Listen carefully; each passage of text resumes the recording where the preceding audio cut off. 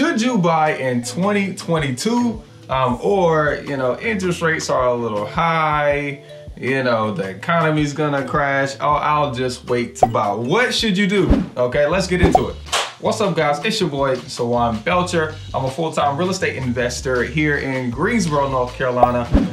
If you're here, go ahead and subscribe. Go ahead and like, okay? I talk about business, finance, and using real estate to make as much money as you want during a 30-day period of time so you can live your ultimate dream life, okay? Because that's what it's about. I mean, there's no need in making money if you can't actually allow your dreams to come through and be your ultimate, child, literally just imagine, okay, you being a child, right? Whatever you were doing when you were a child, the things that you dreamed of that you wanted to do when you were older, what were you doing in those dreams and how did it make you feel? Okay, those are the things that fuel me today to keep me moving, to keep me doing videos like this, to keep me making offers and really doing what we do, okay, is really me wanting to live my ultimate dream life, okay? So today I want to talk about your dream, okay? So you want to buy a house, right? Or maybe you're already buying houses, okay? And you want to know, should you move forward with buying a house, even though rates have went from 2.25%, so 2.5 to 3%,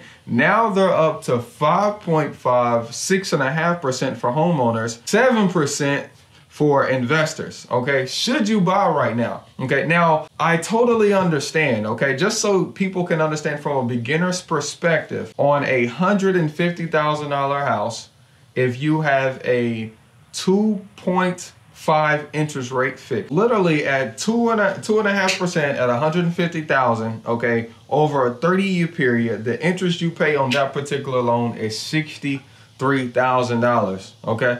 That's a good deal. So you paid $150,000 for the house, only $63,000 in interest, okay? So let's take that same house. Okay, by the way, your interest and principal payment is only $593. Let's take that same amount and go up to today's market interest rate, which is about 5.5%. Our payment changes from $593 to $852. Okay, now that's only principal and interest. That doesn't include property taxes. That doesn't include insurance or anything dealing with the house as far as your finances. And then also your total interest bumps up to $156,000. So on one hand, you say, well, the interest rates are high, because I was only paying $60,000 in interest. My payment was only going to be $590. Now my payment is going to be $850. Okay, and the amount of interest I'm paying is $150. On one hand, that's like, well, that's high. Well, that's a lot right now. But I want you guys to think about it in a different way. Okay, I want you guys to think about it in a different way. Your rent amount is always gonna be higher than the mortgage. Your rent is non-refundable. And then also, you cannot cash out on an apartment. Those are the benefits of buying. Okay, let me help you understand. So on my houses, I have about 56 rentals at this particular moment. Most of those houses, okay, my payment is somewhere between, $400 and $600. And on most of my houses, I rent them out between $850 and $1,000. So that tells you that I'm making about $350 or so per unit in cash flow. My mortgage is lower. The rent that I'm charging is higher. Now, let's just say that my renter lives with me for, let's call it 3 years. Okay, so let's just say 3 times 12, that's 36 months. Let's just say your rent is $1,000. So that means you paid $36,000 over 3 years. Now, what can you do as a renter to get this $36,000 back? Nothing. You can't do anything. You can't do anything, okay? You can't do nothing to get this $36,000 back.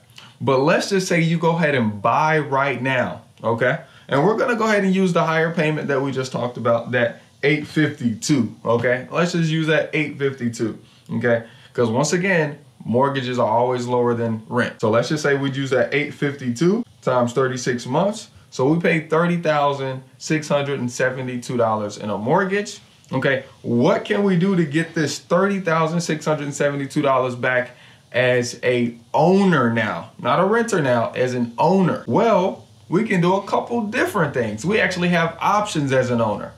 Our first option is that we can refinance. Okay, if something happens in the market where rates get lower, or something happens in the market and values go up, okay, we can actually refinance our house because now there's equity inside of the house, and we can refinance the house to withdraw that equity and get our $30,000 back that way, still keep the house. We can also decide to say, hey, well, I want to capture my equity and move on to the next house, sell the property, capture this plus whatever equity you have on top. So at that point, you probably could get your 30 back plus another 20. Let's call it 50. Or we can even do something creative and move out of this house and now rent it out and start making income and get my $30,000 back that way. Okay, so there's several things you can do to actually recoup money as an owner. But as a renter, your money is gone, literally down a black hole, okay? Not necessarily a black hole. I want you to say it like this. Your rent money went to me to make my dreams come true. As an owner, your mortgage money goes into a bank account for you to make your dreams come true, okay? Reason number one why you should be buying, okay? Reason number two why you should be buying is because most of the time, inflation is between about 2.5% and 3%. At this particular time in the market, inflation is around 9.1%. Okay, that's high. Okay, that's high. The interest on the mortgage we just talked about, the average owner interest at this point is 5.5%. That means that inflation is moving faster, okay, than your mortgage interest. You see what I'm saying? So if you don't get a mortgage, you're paying 9% on your money, at least on this particular amount, okay? If you don't get a mortgage, you're paying 9% because of inflation. If you don't get a mortgage. If you do get a mortgage of $150,000, then on that $150,000, you're only paying 5%. So technically, okay, technically, your money is protected inside of a real estate asset. Okay. Now the best part about this real estate asset, okay, other than the interest rate being lower than inflation, okay, is that it's going to appreciate over time. Okay. Now the average appreciation is normally 3 to 4%. Okay. But at this particular time, in the last 3 years, we've witnessed 17% appreciation. Well, that's faster than inflation, right? We're all trying to get ahead. We're trying to make more. If gas goes up, insurance goes up, groceries go up, we need to find a way to make more. So using this thing called a real estate, we can buy it and it will move faster than inflation, in turn making you more money, giving you more options to live your ultimate dream life. That's two.